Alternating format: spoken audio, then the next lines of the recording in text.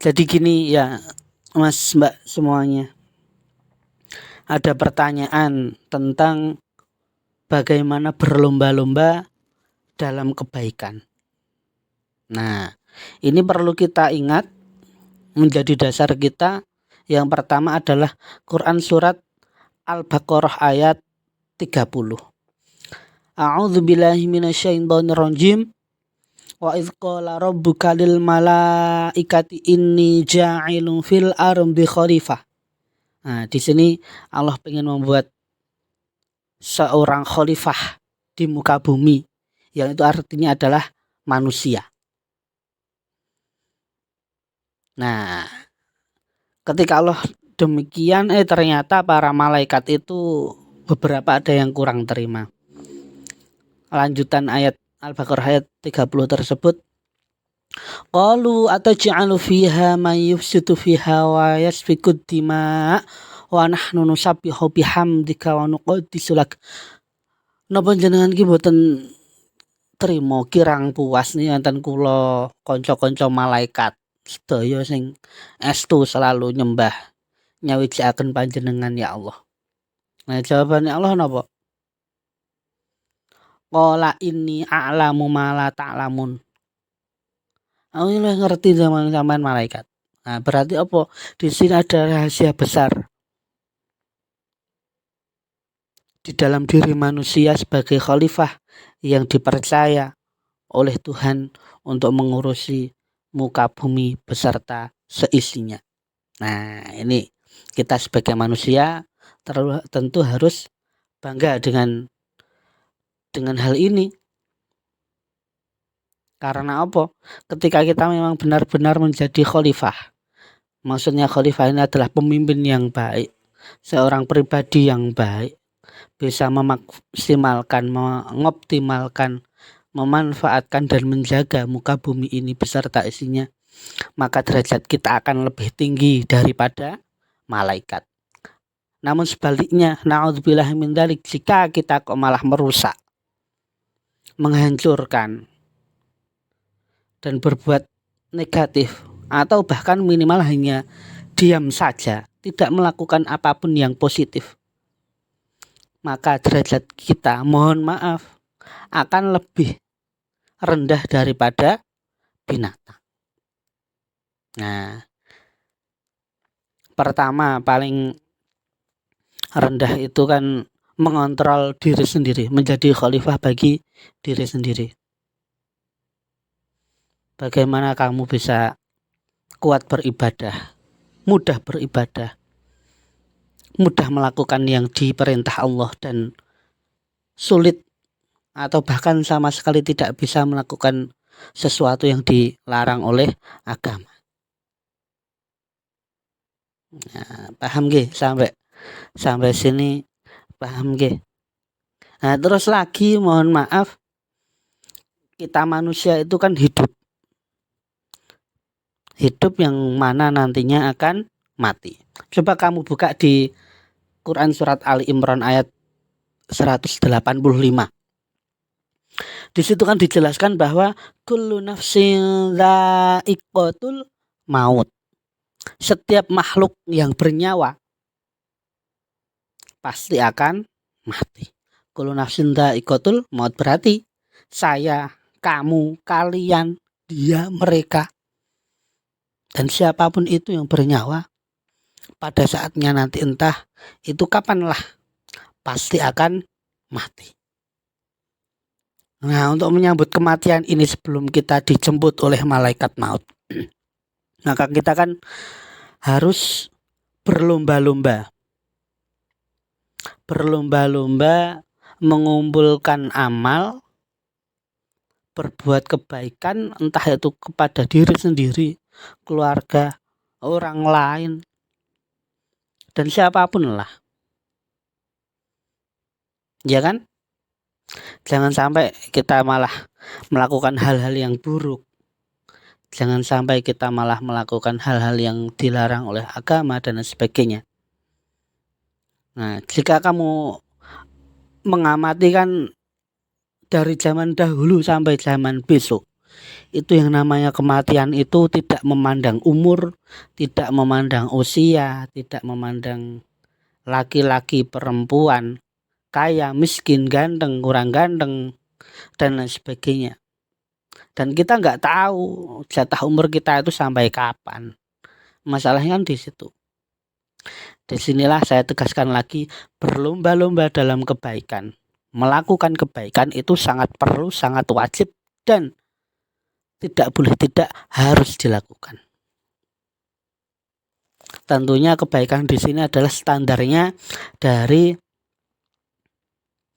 Quran dan hadis, ditambah ijma dan qiyas. Bukan kebaikan berstandarkan emosional pribadi atau pendapat orang lain atau keputusan komunal yang sesat dan sebagainya, enggak. Tapi apa? Dasarnya adalah Quran, hadis, ijma, qiyas. Gini. Dan kamu jangan membayangkan kebaikan itu harus besar, enggak. Kecil pun bisa menjadi amal kebaikan. Kecil pun bisa menjadi amal kebaikan, apalagi yang besar, gitu loh. Tapi sesuatu yang besar harus dimulai dari yang kecil juga. Jika kamu membuka Quran surat Al-Zalzalah ayat 7 sampai 8, di situ kan disebutkan famay ya'mal mithqala dzarratin khairan yarah wa may ya'mal mithqala dzarratin syarran yarah. Barang siapa beramal kebaikan seberat biji sawi saja. Biji sawi ini bukan berarti biji sawi pada aslinya ya. Ini cuma mengibaratkan sesuatu yang sangat kecil, yang sangat ya carane nak nganu ya tangune ngono lah. Wis cilik banget. Itu pun pasti akan dilihat. Sebaliknya, barang siapa yang mengerjakan kejahatan seberat biji sawi saja, sekecil apapun, sehalus apapun, serapat apapun, entah itu lahir, entah itu batin, pasti akan ketahuan oleh Allah Subhanahu wa taala, dan nanti pasti akan dibales. Baik mendapatkan kebaikan, buruk mendapatkan keburukan. Nah, ini hati-hati nggih. Nah, dengan berbekal ingat bahwa kita akan mati, entah itu kapan. Kamu jangan sombong. Karena apa? Kita nggak tahu berapa hari lagi, berapa jam lagi, berapa menit lagi, berapa detik lagi kita akan mati. Jangan sombong. Maka dari itu apa? Saling berlomba-lomba dalam kebaikan. Berlomba-lomba kebaikan, dasarnya tadi juga masih harus diingat-ingat adalah Quran, hadis, ijma dan qiyas. Dan ingat, dalam Quran surat Al-Mutaffifin ayat 26 disebutkan wa fi dzalika falyatanafasil mutanafisun. Dan untuk yang demikian itu, maksudnya untuk hal-hal yang dalam kebaikan, hendaknya orang-orang berlomba. Nah, paham guys sampai sini? Dan nanti ketika kita menghadap Allah Subhanahu wa taala, kita akan mendapatkan catatan amal kita, mendapatkan rapot kita, dan diharapkan nanti isinya itu nilai-nilai kebaikan, bukan nilai-nilai keburukan. Jika kamu buka Quran surat Al-Kahfi ayat 110 kan di situ disebutkan juga. Faman kana yarju liqa'a rabbih falyamal amalan sholihan wa la yusyrik bi ibadati rabbih ahada. Faman kana yarju liqa'a rabbih falyamal amalan sholihan wa la yusyrik bi ibadati rabbih ahada. Barang siapa yang mengharapkan perjumpaan dengan Tuhannya, maka hendaklah ia melakukan amal soleh dan tidak mempersekutukan dalam beribadah kepada Tuhannya dengan suatu apapun. Ini ingat, suatu saat kita pasti akan kembali ke haribaan, kembali kepada Tuhan. Dan kita manusia di sini pasti hidup ini kita diberi kebebasan untuk melakukan amal baik, diberi kebebasan untuk melakukan amal buruk. Tinggal kamu memilih. Jika kamu beramal baik, maka besok nantinya ketika kamu sowan kepada Allah Subhanahu wa taala, kamu akan membawa segudang kebaikan, dan itu artinya adalah insya Allah akan masuk surga. Dan sebaliknya, jika kamu berbuat keburukan, entah itu apapun itu, maka besok suatu saat ketika kamu kok pulang ke rahmatullah, kamu akan membawa segudang amal keburukan, yang artinya kamu akan masuk di neraka. Nggih, paham nggih? Ya ginilah Mas, ukurannya gampang lah, ukurannya gampang.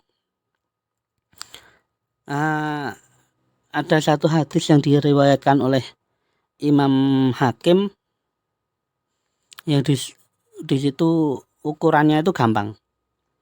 Gini, artinya gini, barang siapa yang hari ini lebih baik dari hari kemarin, maka ia termasuk orang yang beruntung.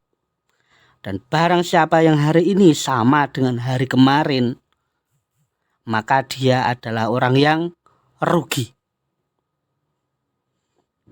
Dan barang siapa yang hari ini lebih buruk dari hari yang kemarin, maka dia adalah orang yang dilaknat. Nah, hati-hati di sini.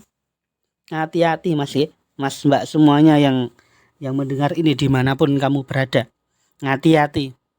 Yang beruntung adalah ketika hari ini adalah lebih baik dari hari kemarin, berarti hari besok harus lebih baik daripada hari ini.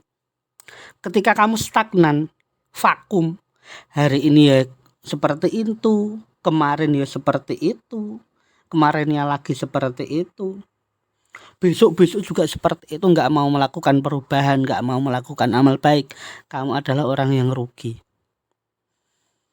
Nah, hati-hatinya di sini Mas. Jika kamu kok kemarin melakukan keburukan, sekarang kok kamu menambah keburukan itu, kamu termasuk orang-orang yang dilaknat. Na'udzubillah min dzalik. Kita jangan sampai kita termasuk orang yang dilaknat. Mari kita berlomba-lomba melakukan kebaikan.